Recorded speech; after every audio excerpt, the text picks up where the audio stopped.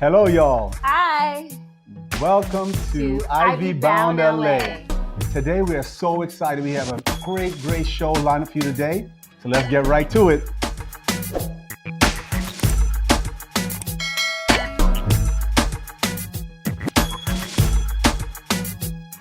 Hey guys, what's going on? This is Steve.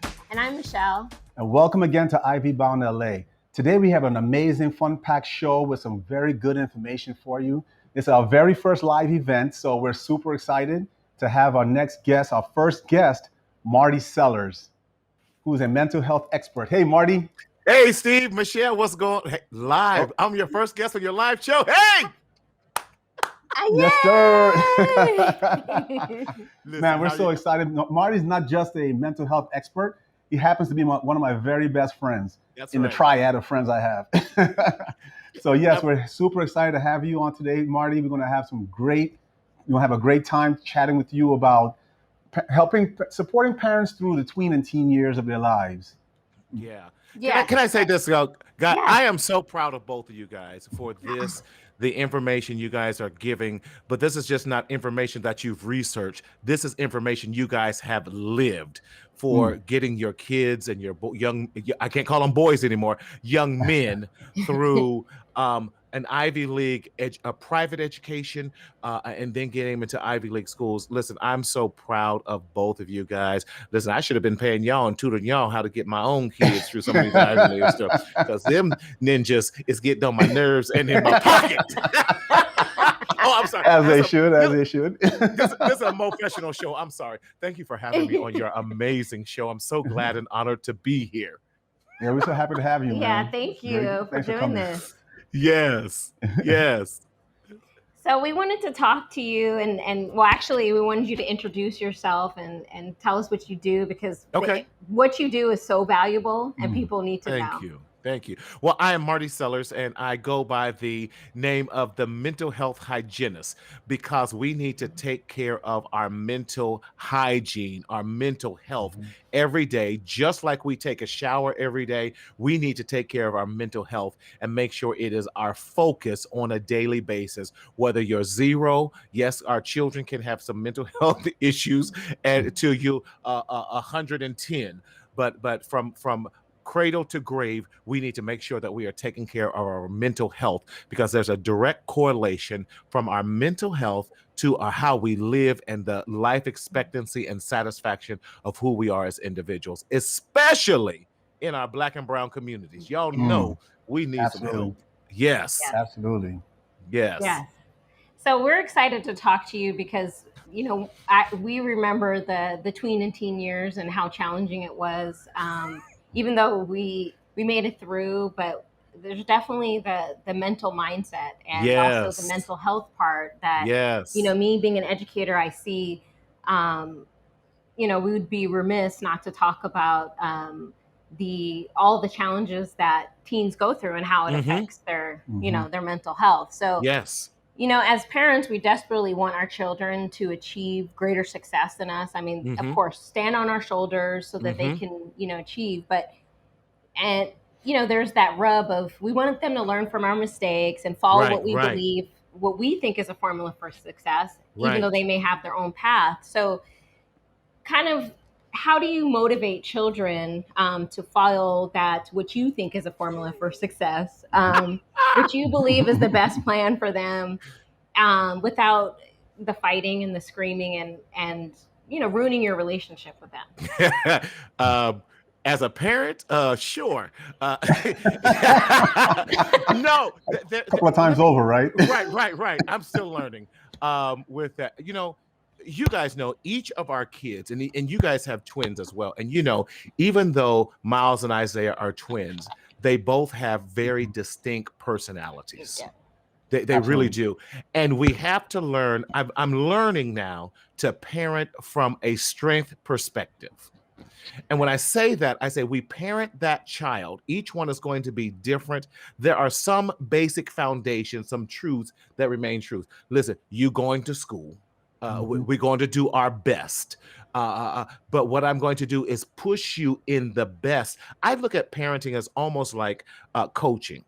As a coach, the job as a coach is to pull the strengths out of that child, out of that player, and to see areas of weakness. And I think we if we approach parenting from the point of, yes, I'm your parent, but my job is also to help them to be a wonderful student. Whatever their strength is, whatever they're showing interest is, I want to help nurture that.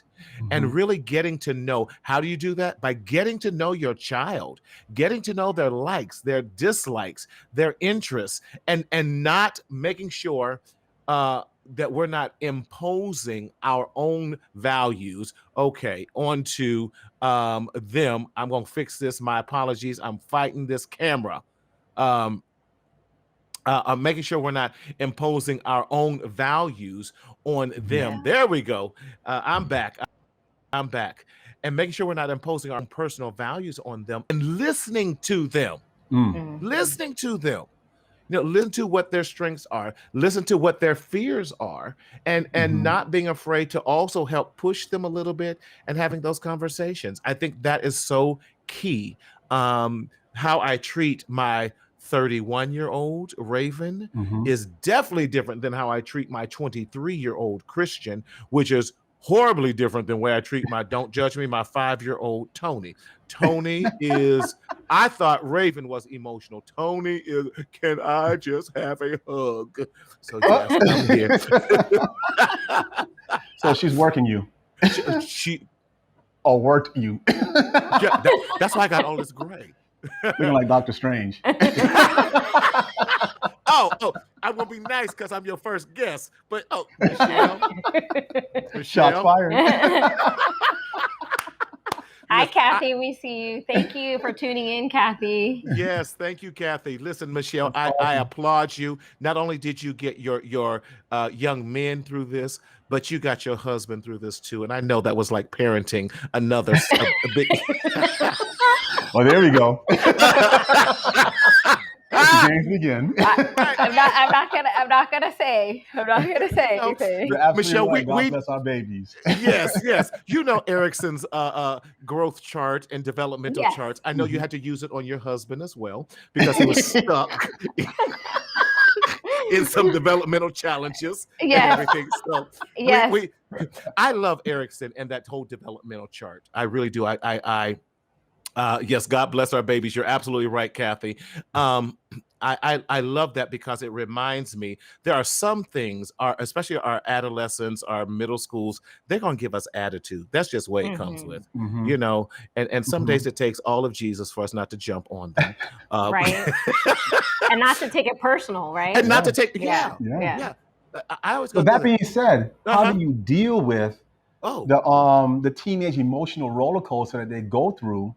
You know, especially as a parent, having to be confronted with that. How does going in as a parent? How do you confront that teenage roller coaster ride that apparently they always want us to have? You know what I mean? At some level, or some form, in some time of our rearing them, they all go through those things. So how do we become more aware and become more? I guess more of a, how would I say, on an offensive approach, instead of being on a defense. Right.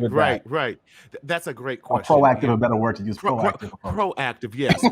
We're proactively parenting our children from a strength-based perspective. And how do I do that? Some days, some days it takes me a couple glasses of red wine just to manage. Now, for those who might struggle with a little bit of alcoholism, we want you to. but no, it really is finding balance in there. I really encourage a lot of our parents, and I'm trying to get back to that. I think you need to have monthly dates with your children, one-on-ones, where you can definitely get to know them better. And I do it this way. I usually have the child pick the first date and what that looks like. And then the parent, and you go kind of back and forth. And then even with your twin boys, taking Miles out one time, then taking Isaiah out a different time. And then you get a chance to get to know them better. And then also set up a non-judgmental zone. Now, Mm. we don't let them defy what the rules are and the boundaries, the household boundaries. I trick them a lot of times and say, well, let's have, especially age appropriateness, let's come up with some rules.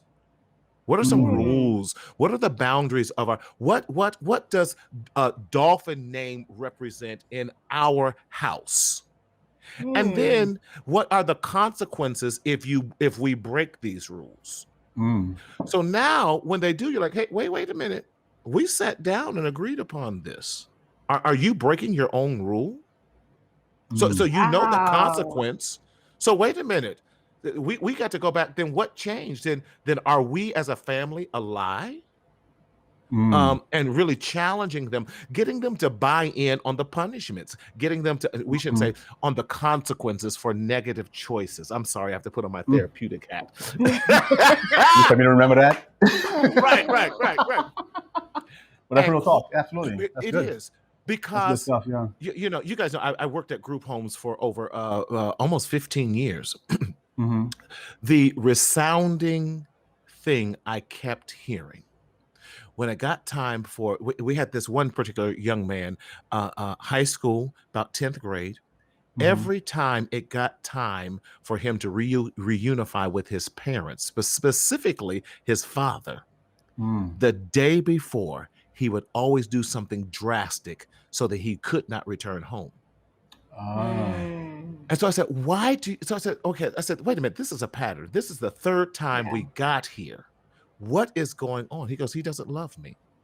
Mm. I said, why would you say that? Because every time I go home, I do whatever I want to. I purposely, I don't even like drinking, but I drink to get drunk and I smoke and I stay out late. I break curve because I want him to discipline me. You want the attention. He Mm. wants the attention. And he says, Mm. my job is to fight and to say I don't like it. But his job is to discipline me and put those boundaries on me because Mm. then I know he really loves me.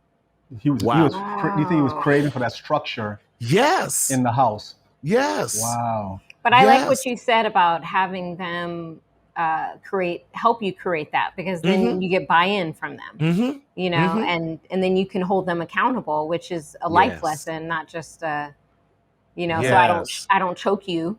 Um, Yeah, you know, we're not choking. We're firmly, as long as we don't leave any marks, we're okay. We're firmly hugging. Firmly hugging. but you know, in the Black and brown communities, what you said is that's revolutionary, because Yes.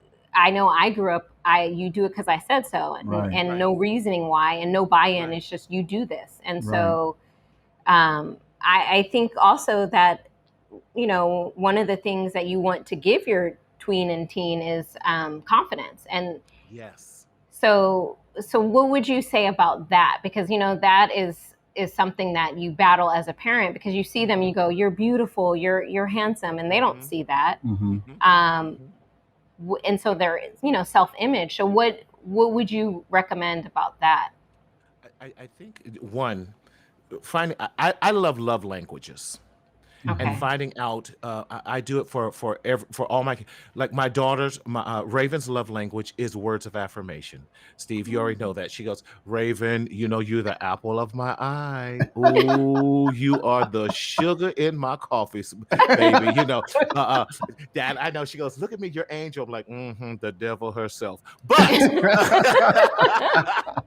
But but words of affirmation, because even to this day, if she thinks I'm disappointed with her, or that I might say something that's contrary, or she's disappointed me, she breaks out in tears or Wow. gets extremely defensive. And I'm like, whoa. As a grown woman. As a Yes. grown woman, again, that Right. reminded me the importance of daddy, the importance of, now she'll argue all day with her mom, but she won't with me, because I'm like, Raven. I'm like, wait. And I know, because my daughter, she hides her speech impediment extremely well. But when she gets upset, she can't get her words out. Mm-hmm. And then that's when the stuttering comes in. And And frustration. the frustration, right? Because her Sure. brain is working faster than what she can get it out. Right. And so I'll have And to she's super smart. Yes. Nothing to Yes, sneeze at. Tuskegee Institute, and nothing to sneeze at. it's not, and Engineer of the world. right. So she's teaching fourth grade summer school right now for Nice. Oh, Moreno Valley Unified School District. She's Wow. wow. yes, and they want to hire her full time. So she loves teaching. Congrats. She says she wants second graders because she can mold their minds before they get bad in the third grade. But she is so creative. So for her, it was words of affirmation. For Christian, it was physical touch. So, meaning he would walk by, I would trip him. A little contact counseling. No contact, yeah. Or he was, but now when he started getting 16, 17, he was hit me. I'm like, hey, wait a minute, your hips getting up to you gonna break something.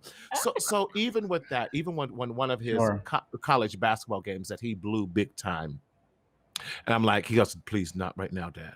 And so I looked around and saw no one was around and just gave him this bear hug and said, you know what? I'm proud of you. Keep your head up. And he just kind of laid his head on my shoulder and was like, wow, thank you. You know, so learning how to, and that's why I love languages, because we meet them right where they're at, right when they need it. Even if they disagree, now I'm speaking to them in their love language. And that after you've made, I'll say that's contact, or even after that incident or event might be over, they remember that. They So do. speaking about love languages, let's dive into that a little bit more. Yes. How do you, as a parent, figure out what your children's love language is? Yes. Can you explain a little bit more? How did you go about figuring out theirs? I know there's a book, The 5 Love Languages and that kind of thing, for an adult to read and figure out, take a little quiz. But how was you as a parent to have your kid read that and figure out they got free assessments now, take less than 15 minutes. Yeah, they do. Yeah, 5lovelanguages.com. They have a free assessment. I send all of my couples to it in therapy, and then I tell them don't share it, but begin to act out the love language and see if you can guess your partner's right love language. Okay. So the 5 love languages are, again, words of affirmation, like my daughter always does, says I got to affirm her like crazy. Physical touch. And believe it or not, physical touch in the marriage situation is not always sex. Physical touch can be a hug. Physical touch can be just a gentle touch on the shoulder, or anything like that. Words of affirmation, physical touch, gifts. And gifts don't have to be expensive gifts. They can be, like Michelle is on a business flight and she comes home and brings you the peanuts from the Southwest Airlines. Say, hey, I was thinking about you. You're like, oh. Thanks. I think. Thanks. Yeah. Gifts that could be, like, so it does not have to be a Gucci or Fendi or anything like that. Those are always good, though. Those are always good. Okay. Acts of service. Sure. Where Steve might cook dinner and Michelle's like, oh, I don't want anything. You're like, do you know what I just did? All this to cook dinner and washed all the clothes and clean the house, and you just didn't say anything, and then all his, we know he has no feelings, but he would never feel that way. I cooked today. Okay. See? He does most of the cooking now. See, good. You're welcome. I barely cook anymore. All right. I'm still waiting for my old fashioned with that. Yes. There you go. Okay. Yes. And then the last one is quality time. Sure. Where you're just spending time together, and that fills their love tank. And I will sometimes ask the kids, and after I explain that, says, where's your love tank? We know the tank of a car. Or is it full? Is it halfway full? And and some relationships are barely on fumes. The gas light is on and you about to push it into the gas station. And our responsibility then is to pour into the love tank to get it off of empty. And we can do that with our kids, and that's how they understand those are more important a lot of times than buying the Xbox, the latest Jordans, and all these other things. We want to, oftentimes in our communities, we're guilty of that, gifting expensive gifts, which can pay for college tuition, hint, as opposed to giving time, as opposed to giving love and giving meaningful acts of service to demonstrate that you love. Showing up at a basketball game, showing up at a recital, that goes a long way. Shows interest and you actually genuine interest in your child's world. Yes. Yes. Or going to a spelling bee or sitting down and going through the homework, even if you don't understand it, seeing you guys struggle together, be like, I don't know. Do you understand? Figure this out. I'm Google this. Yes, let's Google this together. Speaks volumes. Yes, it speaks a lot of volume. So now you're modeling how to when things get difficult, not to give up, but to continue to press through. And that shows that the children are now a priority. You'll get better responses out of them when you take the time to do that. Now, we talked about in our first episode, being that you're the mental expert that we have access to. Look, thank you. I'm going to ask you the same question I asked Michelle in the first episode. How important is it, and why is it so important, as you talk about being present, not present, but being present by having dinner as a family with your children? Ooh, I think that's so important. Just like I value date night with our kids, I also value at least one night a week that kind of is the standard, having family dinner together. And whether we share in the meal preparation or if Isaiah prepares one week and Miles prepares the next week and little Steve prepares the following week. We don't know if little Steve and Raven can cook. That's a whole nother challenge. Trying to kill somebody. just have lots of Pepto-Bismol. Right. Yeah. On IV. Right. but that's a wonderful time to talk about school.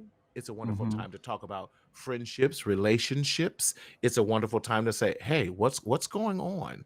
I've noticed something different about your behavior. You seem a little off. Is something bothering you? I think we have to be quick not to be judgmental. Like, what's wrong with you? Even though I want to some days, like, you're going to walk in my house and not speak, and I pay all the I need you to leave and come back in. Let's try that again. All over again. Right. I'm the same way. And I can realize, okay. Don't be, even my kids like, I don't need the therapist, Dad. I was like, you're not getting a therapist, Dad. I'm trying to calm myself.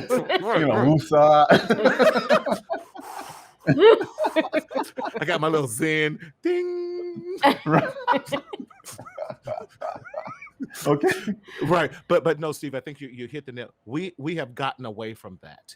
Even if it's ordering in, since we don't like to cook, now I'm not gonna say a bucket of fried chicken. Let's get a baked chicken from Costco and make some sides along with it. We now we get to pour into our kids in a different way. It is so vitally important. It's the small things that really build the relationship, that now you can share your values. You get to hear what's going on. And I would even do this. No cell phones, no social media during dinner time. Yeah. And when you were talking about the no judgment zone, that could perhaps be a good time, right? To have it no judgment and you just let them talk during. Yes. Now, we as parents, we got to be prepared that if we say no judgment zone and we give them don't choke. It's almost because you don't know what they'll say. Right. Or if we flip it, we were at family dinner and here we are, my cousins RJ and Thea and all of them. So we at family dinner and my mother looks at me in family dinner and says, "Are you having sex?" I'm like, "What? What?" That's a question to ask. Brace for impact. Right. No warning. Right. No warning. So you know me, I throw everybody to the side. I'm not, but RJ is.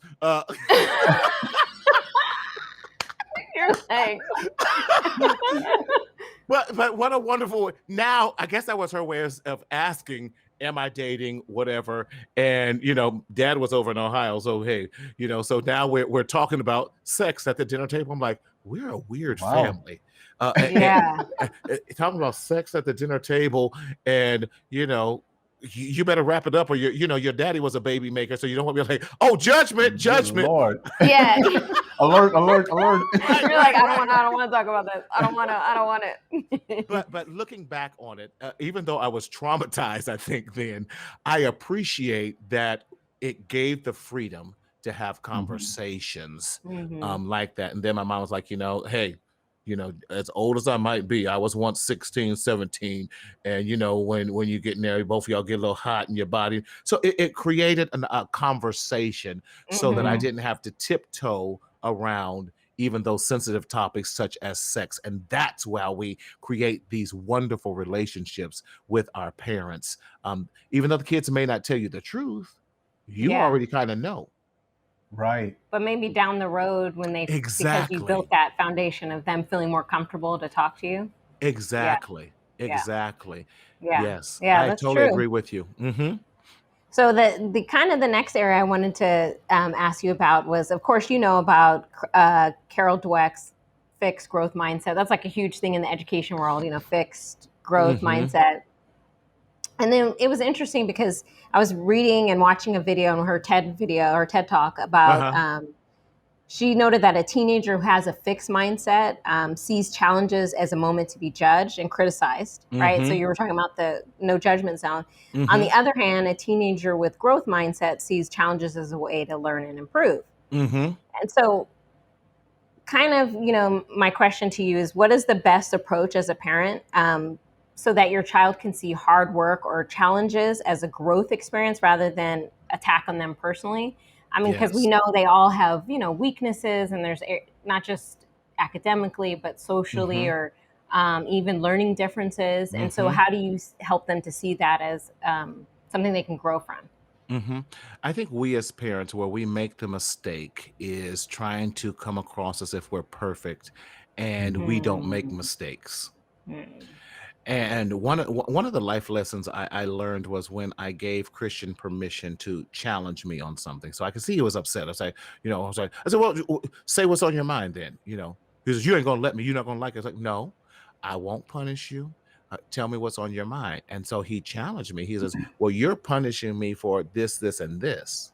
And I saw you do the very exact same thing. And I only did what I saw you do. Talking about like, ouch. That whole adage of do what I say, not what I do. Yes. And we have to be careful of that, because with that, I had to think about it. I was mad. I sent him to his room, and maybe about 30 minutes later, I said, okay, you're right. However, we're going to fix this together. That was an opportunity. I said, you know what? And I'm going to work on this, this, and this. And thank you for bringing this to my attention, because you're right. I looked at it from totally this point of view, and I got mad with it. I said, now you're still going to get punished. However, the punishment is going to be lesser just because you brought it to my attention. Dad is not perfect, and we're going to grow together. And I think when we are able to do that together, I think it creates more respect in that. Do we want respect in the parent-child relationship? This is Marty. I want to say yes. Now, I have a role and responsibility to parent you, number one. Now, respect, number two, is a nice byproduct, but I know it can be a wonderful byproduct if I've set up boundaries and set up a playing field in which he can respect me because I'm modeling the right behavior in front of him. We all say, well, respect got to be earned. But we also have to model how we want. We have to show a mutual respect level again for our children as well. We have to make sure that the crime matches the punishment matches the crime. And if I could say it that way. And too often we're very harsh on them when they're modeling us. And I challenged one of my clients just today. Text me at 6 o'clock in the morning and said, oh, I got to stop giving people my phone number. And he's having parenting problems. And no, he's not going to. So without call, he's got a couple different baby mamas. And Mhm. so the daughter was calling the grandfather, the father of the father, her father, to tell Oh, on him and do all this. But he's like, but I said, well, listen, you've led a raggedy life in front of her. Yeah. So she's going to act mm, like this. Well, I'm hurt. Well, guess what? She's hurt too, because Yeah. mm-hmm, she needs her daddy. yeah, So you Yeah. cannot expect her to act any differently because you're desiring that. No, you have to model it and then tell her, I'm Mm. sorry. Oh, he was mad at me. Then he called me later on. Okay, you're Yeah. right. You know, you can't expect Yeah. angels if you run around here being hellish. yeah, Absolutely. yeah, Yeah. You cannot expect straight A It's not students. fair. That part. It's not Yeah. fair. If you're not supporting them in their education, if you're not Sure. helping them say, "Hey, what's going on?" If you're not looking at their homework, we all get the texts every day. Sure. What mm-hmm, assignments are missing? Absolutely. Why aren't you following up? Why aren't you showing an interest? That's how we create this. That's why I love what you guys are doing. Ivy Bound LA. If we're trying to get our kids Ivy Bound, then we have to start in kindergarten. Yeah. yeah, We have to Yeah. start there and really And show listen, an a interest. caveat on that, to actually add on that, it's a switch you got to turn on. Yes. Basically, you got to say you got to say, I want this for my kids, and Yes. I'm willing to put in the work to get them there. By it's again, we talked about it before. It's a lot of sacrifice. It's a lot of It's a ton of sacrifice. sacrificing that had to be done. There. I mean, we chose the private school route, and we talked Mm-hmm. about that in the second episode. Yes. And we talked about how we went from private school from day one all the way through high school, where they Right. landed on a college preparatory high school, Right. named St. John Bosco Mm-hmm. in the city of Bellflower. Right. So those are the kind of things that stuff costs money, you know. And did we go on vacation? No, we didn't do a lot of vacation because we were paying tuition. Mm-hmm. So But you did some wonderful staycations. mm-hmm, absolutely we made it work. And yeah, we Yes. actually is it is it unfair to say you involve your kids in all the decision making process that's going on to the point of you see Kathy Yeah, go yeah, yeah. Bosco. Go Bosco. It's not just a Yes. football school. yes, Oh, It's oh. super strong academics there. Oh. I'll, I'll challenge Oh. anyone to that conversation. Right. I I know. witnessed it. Listen, right. As you paid the check, wrote the check out each Oh month. my yes, gosh, exactly. So, and that's another thing too. So we talk about how is it important to involve your kids in all that type of decision making process. So Yes. they'll see their friends going on vacation and wondering why they're not going on vacation. Mm-hmm. They'll see their friends being, buying the newest PlayStations or whatever, Mm-hmm. and all the new different toys, but Mm-hmm. yet they're in public school. So how do you? What's a how do I say this? How do you is it safe to say you should involve them in all of the decision making process when it pertains to their education and future goals as they're Yeah. growing up? I think it is based upon their age and what they can handle. I think Mm-hmm. mm-hmm, it's appropriate to share. We as a family Mm-hmm. are making this sacrifice Mm-hmm. for you. We are pouring into your future. We mm, believe in you. That's why we have made this choice to Mm-hmm. pour into you and to do some sort of delayed gratification. And Mm. because you guys did chose to do some staycation, it did not mean you guys didn't go to New York and see family. You guys Sure. were still very well connected. The young men didn't think that they missed anything. It's all in our mindset. yeah, We live in Southern California. We got the beach, we got the mountains, we got the Year round. desert, all right there. We got vacations within vacation. We can hop yes, in our car 6 hours. We can be up in the Bay Area. Hey, here's the Golden Gate Bridge. Here's this. So Mm-hmm. many other things that we can do. We have to be creative. I say it this way: people will pay for what they value. that's Mm. so true. Say that again. Yeah, people will pay for what they value. Absolutely. Like we said earlier, if we go into the average black and brown homes and look in their closets Mm. over stuff that depreciates and has no value, At we the have purchase enough. date, that's a tuition check. Yes, or the new cars or the latest Mm. iPhones and all that. That's tuition right there. Yeah. You got 6 iPhones. That's almost for Cal State, Fullerton, or any of your Cal States or anything. And you push me, I'll press the UCs. If you come home, you paid almost a semester tuition. Yeah. And I still got iPhone 7. Oh, I'm sorry. I do have an 11. I'm sorry. I do too. Well, you keep pressing with your 7. Does it even That's work? his choice. Right. Oh, no wonder it takes so long for you to respond to my text messages. He's lucky he can do emojis, right? Right. Does yours even, is it color? I know. Okay. And I'm a tech guy. Right. Do not tell your You see what I go through? That's what Sacrifice. Sacrifice. Right. Hey, Joseph, it's good to see you out there. Yes. But when we value education, when we value, I say it this way, Steve and Michelle, you guys understand, your sons are standing on your shoulders. We have to now think generational wealth. Absolutely. Yes. And stop always reinventing and digging ourselves out of the hole of debt.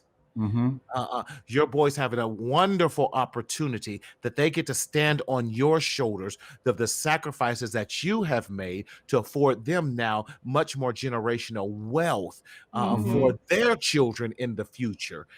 So we're doing, that's how we build this, so that now going to an Ivy League for the Dolphin family, it's just understood that's what we do. Yeah. Your last name was Dolphin? I'm sorry. You're not going to Harvard.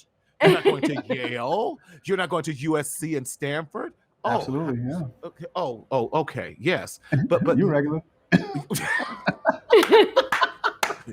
Right. We will allow you to go to UC Berkeley. We know it's still, on the as the words of Brent Jones. You regular. We want to talk about him. Right. Regular. But you brought up, just you talking right now made me think of a lot of times it's our own fears and our baggage as a parent. Yes. That, we talked about in the last episode that one of the things that my parents being from the East Coast, they're loud talkers. It was a loud household all the time, right? And that is not something that I like at all.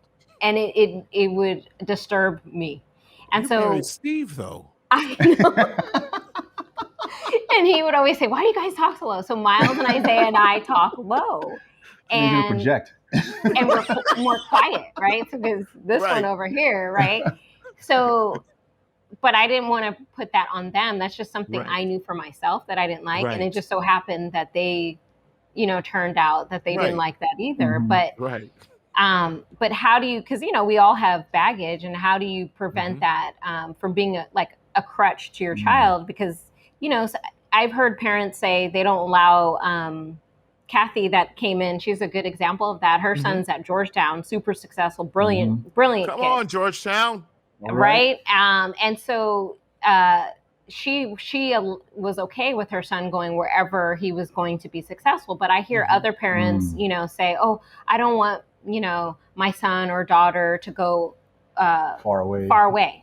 And it's sometimes their own fears or just, I don't know, So how do you, what language do you tell parents to, because you can't say, you need to check your baggage, Right. I think we have to address what are our own fears. Okay. We got to deal with our own fears. And I'm going to say this: do we have some attachment and issues and some separation anxiety that we're dealing with as well? At some point we have to give them room to grow. I'll be trying to push mine as far away as, you want to go to Ireland? Let's go to Ireland and go to school. There's got to be have attachment issues. Yes. I love. Thank you. Act of faith, Kathy. You're absolutely right with that. And as and that's what it comes to. If we're building them up to be independent, I Mm. guess for me, a good sign that you've done a great job is when they feel confident enough Mm. that they can leave the nest and go Mhm. far away, knowing that they Mhm. can always come back home. Home is going to Mhm. be here. I'm like, Sure. please, will you please leave my house and go get it? And as Claire Huxtable said, go discover America, please. Yeah. And the other thing is too is along those lines is we live in an age of communication. So Yes, regardless if they're as far as way they can get from you physically, yes, we yes. still talk to our boys, a couple times a week. We check Right, in, we text, and right, they call us, we call them. right, We right. FaceTime. So yes, it's different, but you can if you and I think that's goes tied into the foundation of your Yes, relationship with your yes, kids. Because if your yes, relationship foundation is strong, then they want to connect with you and talk to yes. you and check in on you as much as you want to check in on them to make sure they're not out there acting a fool, Right, wilding right. out in parties. Right. When my son was at Wisconsin, Superior, up in the Superior, Wisconsin, now it was cold as all. When Lake Superior freezes over Mm. and they got a Mm. big old truck out there in the middle of the lake, Whew. it's cold. Right. Yeah. Woo. Not for me. But yeah, My skin is too thin. but like you say, we spoke all the time. I think we Sure. had a closer relationship when he was far away than when he was down the hall. I'm like, what? um, but you're right. Now with modern technology, I was broke. I didn't like paying my this one when long distance calls were a lot of money then when I was For in Yeah, sure. I school. When Raven remember was that. away, yeah, yeah, Yes. I didn't have a home phone at the apartment. I was like, I ain't sure. paying that bill. Shoot. So I was like, we had signals. Collect call from Marty. Will you accept? When I got to the airport, no, that letter. I said, okay, I'm safe. Bye. I remember doing that. That's ghetto. Right. Don't judge That's us. ghetto. Don't judge us. Don't judge us. Listen, Don't act I like lived in you're all That's a above that. that's some old right. ghettoologist stuff. It worked, right? It sure did, and I still got my degree. Thank you. I was on a student's budget. Please, Right. look, financial aid wasn't paying for my phone bill. Yeah. This is before pagers. Come on. But really, I think for the parents, we got to put ourselves in check. And so even when my son went to Superior, I flew out there with him. I stayed a week. I helped him get in his dorm. I helped him, get everything settled. Hmm. Walk through class because that was the first time he had been away. And then in the Midwest and the North Midwest, that was cold. Um, Hmm. it took us 3 hours to drive to the campus. So that was the middle of nowhere. Wow. Hmm. Right. But it was a great time and it was a great learning experience for him. And great Uh, memories. Hmm. Great memories, yes. Sure. And he got to stretch himself, he got to grow, all of those things. And so that's what we do. And so to answer that, I think we have to, as parents, make sure we're not at that point imposing our own personal values that might be contrary to that Mm. of our child or our young adult now who's going off to school, and making sure we have to keep our own emotions in check. Say, why am I feeling this way? Wow. And really do an internal check within ourselves. Hmm. That's Yeah, that's true. no. We're going to change gears a little bit here. Okay. Like we want to talk about some strategies on building a child's self-esteem, and how do you I guess connect with them, how they connect with social media, and how they fight or combat the whole social media realm as a tween and teen, because you hear, I mean, in your line of work, you're probably inundated with a number of parents coming to you about, hey, how do we help Mm-hmm. our kids alleviate the stress and Mm-hmm. the whole social media bombardment of Mm-hmm. that's their new norm. You know what I mean? I Mm-hmm. mean, the kids have to deal with that. So how do we combat? How do parents? What tools can we give the parents to deal with that? Yes. From a business point of view, I love social media because Hmm. it definitely has increased my business. So definitely love that. But I think again it goes back to boundaries. And what are we saying as a family is a Hmm. healthy social media barometer and a measure within our family of what we are viewing and deeming what is enough for us. Because we Hmm. have to make sure, Apple has it and so many other ones that shows you how much time someone has spent on social media. Um, Mhm. if baby, I bought the phone, and so I have the opportunity. I'm gonna let you know. I have the opportunity of doing random checks on your phone. Hmm. There are certain things that we establish. Now, I'm gonna tell you, I'm about to do a random check. You got 5 minutes, or every now and then can do a surprise spot check. But I'm not.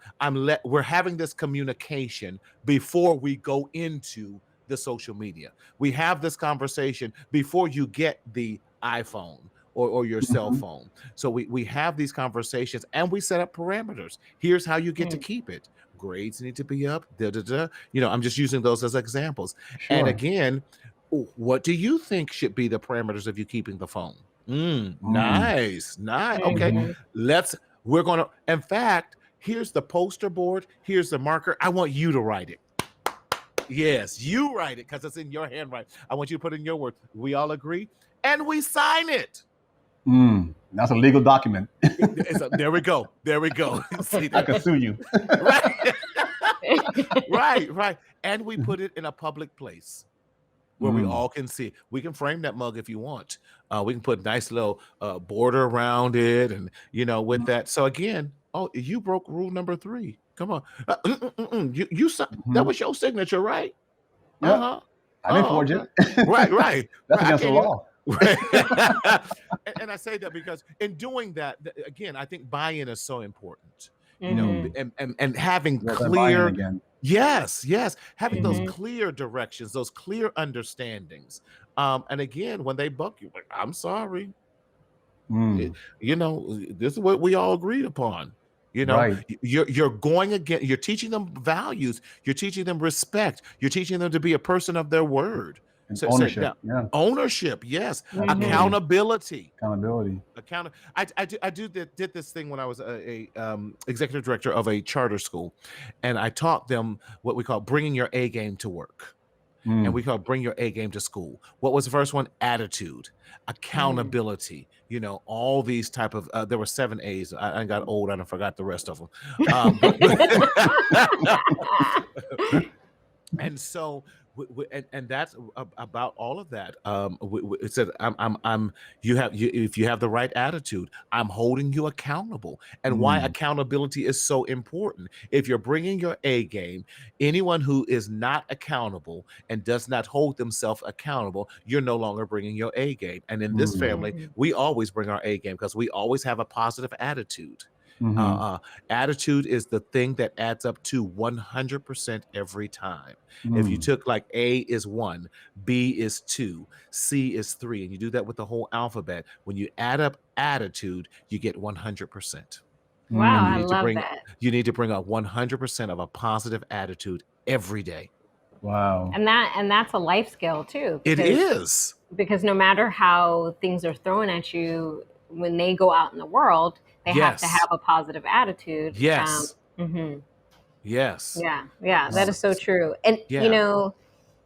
because one of the things that I see as an educator is that they teenagers are often determining their self-worth by social media, how many Social likes they media. get. I call it the microwave generation. Like you put it Yes. in and it's like, ding, oh, okay, they like me, they like me, they like Yes. me. Yes. And how, and I know you touched on this, but a lot of times it's not real, and I like to Mm-hmm. call it, I love Mm-hmm. Facebook, those, but Mm-hmm. it's like fake book, no one's going to put, Oh, that's For good. real. Yeah. they're not going to be like, oh, In I'm turmoil. depressed, look at me, Right, some people right. do, but in majority of people, their life looks lovely, Yes. and it's not the real thing.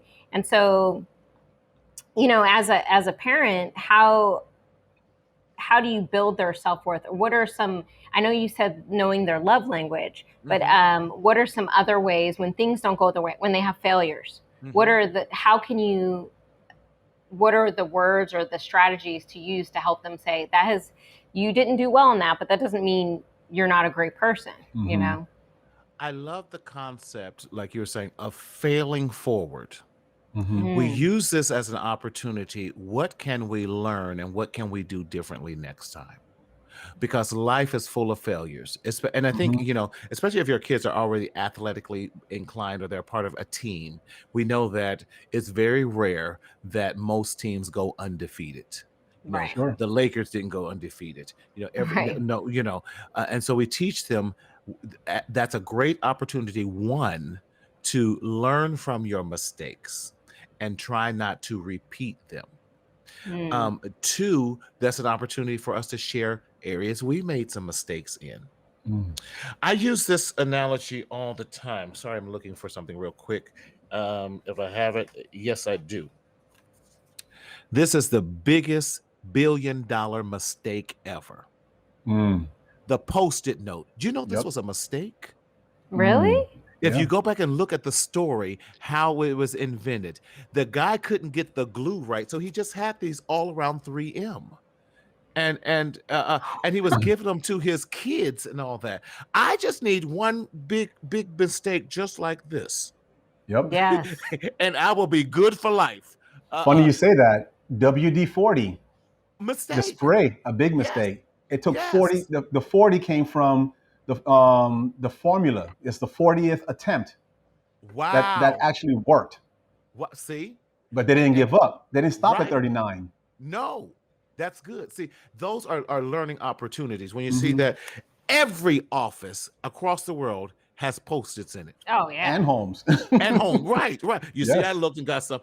This is a multi-billion-dollar mistake. And mistakes can lead into how do we turn that mistake around and make it a win? Yes. So that's a wonderful opportunity to do that, sharing our own personal mistakes, sharing our own time. When you say that, your own personal mistakes, I asked Miles and Isaiah, like, what are some things that we could have done better, now that they're 20 and you brace for impact. But one of the things that they said was that, Steve and I weren't always this, educated sitting here like, there was club days, there was wilding out in college, there was, drinking going on in college. And that's a good kid. We didn't, whatever. I was saved. Whatever. There was all, that, but of course it's not appropriate to talk to them, when they're in junior high school and be like, oh yeah, I used to drink. But Miles and Isaiah were like, it would have been nice if we would have talked to them a little bit more about, I thought I was protecting them by not talking about, alcohol or not talking, talking about sex but not like from our perspective of like, ooh, I shouldn't have done this or, when.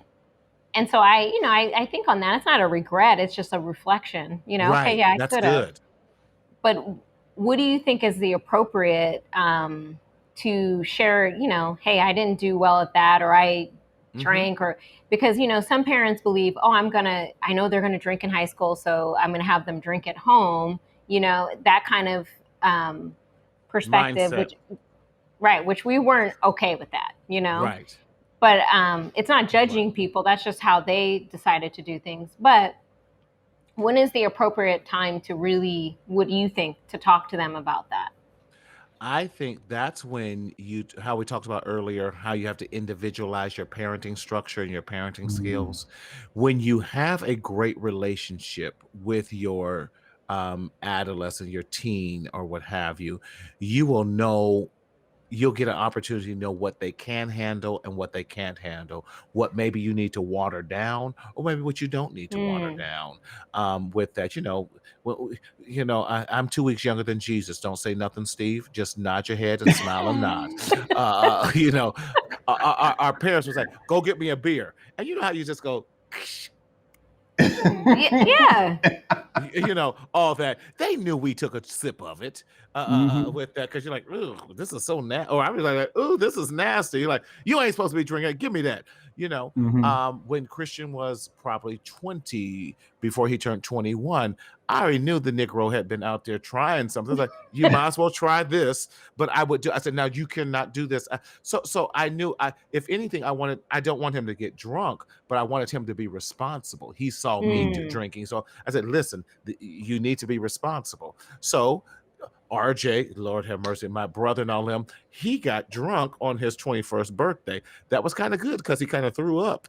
He's like, I don't like this. This is mad. He's like, hey, well, I don't like it. Right. So, I was teaching him, listen, you got to make sure you have food in your stomach. Listen, you will not drink and drive. You will, and so knowing when to his basketball. I strategically, there was some, like you guys made some sacrifices when his mother and I got divorced. I strategically found a place across the street from the high school because I wanted to know who his basketball friends were. I wanted my house to be the hangout spot, which it was. So I can hear them. There were times, because I had a flexible job, I'd be upstairs in my bedroom. I shut my door. I parked in the garage. They didn't know I was there. I'd just be listening to everything. Come downstairs. Oh, Mr. Sellers. I'm going to just casually put these condoms here on this. Just having to fall out on the table. Right. You don't need them because you're not doing anything, but you can't afford to be a baby daddy. So, right. So here you go. Right. Hey, listen, and if your parents ask, unless it's your daddy, I'm denying it. Yeah. I don't know where they got that from. But one of the best things, those kids came back and later said, you know what? Thank you for being so honest and transparent, and allowing us to have those conversations that sometimes my parents weren't as comfortable, or it allowed me to have the conversation and with them. The first couple times they were nervous, but by the time I kept asking them again, they were more comfortable about it. And my thing was like, y'all got to get some scholarships or something. Y'all ain't gonna sit around here and talk about babies and all this all the time. Y'all can't. You can't afford to have a baby. Right. Just you sit can really down. Eat yourself. Right. I said, y'all come in here and eat up all my food. How you gonna eat? Provide for a baby? Yeah. So well, those guys, were the age appropriate things. No, thank you so much. But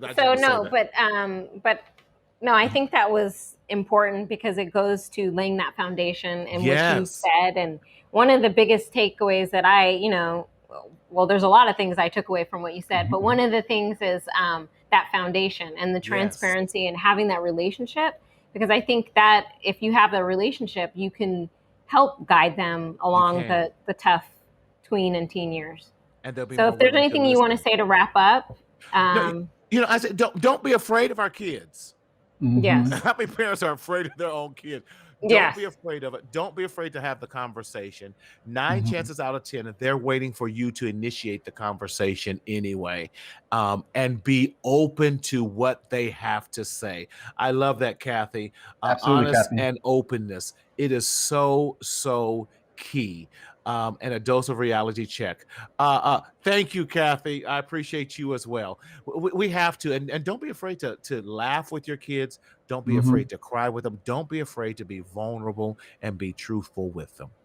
And one of the things that I would give Michelle a lot of props, because when they were away at school, she actually asked them, "What do you need from us?" And I think that was a very pivotal moment, because a lot of times we as parents, we want to be so involved, to a fault, that we fail to hit the mark on what they need from us. Now they're away at school. So I think a lot of times too, being that they're so far away from us, we want to be like, oh my God, we're already anxious that they're away and in our den, where we can protect them, especially as a father. Right. So the question she asked them and asked each of them was, what do you need from us? So that I don't overstep my boundaries with you. And I think that opened a conversation that was amazing. Well, it was also because I was having my own little pity party of like, they're grown men now. Where do I fit in? Right. With them? Yes. And that's a transition. Yeah. And they were changing, and even as like teenagers change, and I was like, I don't know where to fit in. I mean, it was easy when they were riding in my car every day going to work, because we went to the same place, but then now I don't see you, and you've matured, and now you have this little swag and all this, and I don't know how to fit in with you. Hey, Rashida. Hey, Rashida. Yes. Hey, Coop. Yeah, so I think that's a great question, Michelle, and it's very open-ended because it invited them. You invited them to give input on how you could have a different relationship with them. So yes, excellent. Yes. Well, thank you, Marty. We appreciate it. I mean, you're amazing. I don't know what you're gonna do, but you're gonna need to open up some spots for people, because come on in. There's gonna be more people. They can't come on in because you're too booked. Listen, I got some other amazing therapists. I really, really do. Okay, well, so how can the people reach you? What are some of the ways they can get in contact with you to further the conversations with a mental health expert that you are? And your organization, and how to, so basically, how do people reach you? Yes. I have a podcast and a vlog that I do. Rashida, thank you. Mental Health Matters with Marty. You can find me on Facebook and also on my podcast that I do on Spotify, on some of the others. I can't even think. iPhone, some Apple, of the other Apple, all those. And that's what I do. And then my business is called Marcel Consulting. But if you go to mentalhealthmarty.com, you'll find everything you need right there. mentalhealthmarty.com. And you definitely have all the information. There is a contact me, and I respond to all the emails myself personally because they come directly to me, and we can get you set up for whatever you might need. Well, thank you, because that is, like you said, in the Black and Brown community, we're not always open to this, but there are so many tools and strategies that you can give them to not only help them as parents, but also help them parent their teenagers. Listen, we all need help. Steve knows I called him, and Brent and Vin's on about to kill this Negro if y'all don't come and intercede. But it's all about support. But thank you both so much for this opportunity. I'm so proud of both of you and the knowledge that you guys are sharing with so many people. Don't give up. Keep doing what you're doing. Your platform is so needed, and I would not be surprised if different podcasters and everything are going to be reaching out to you guys very, very soon with that, because your information is so valuable. You guys are sharing life-lived experiences. And before I go, Michelle, Steve gave you a compliment. Did you hear that? I'm growing, man. I'm growing. It was I'm gonna play it back, Marty. Right. You better keep it.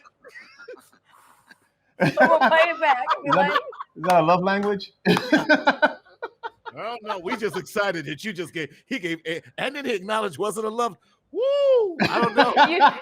You saw how I looked at him. I was like, who is this guy?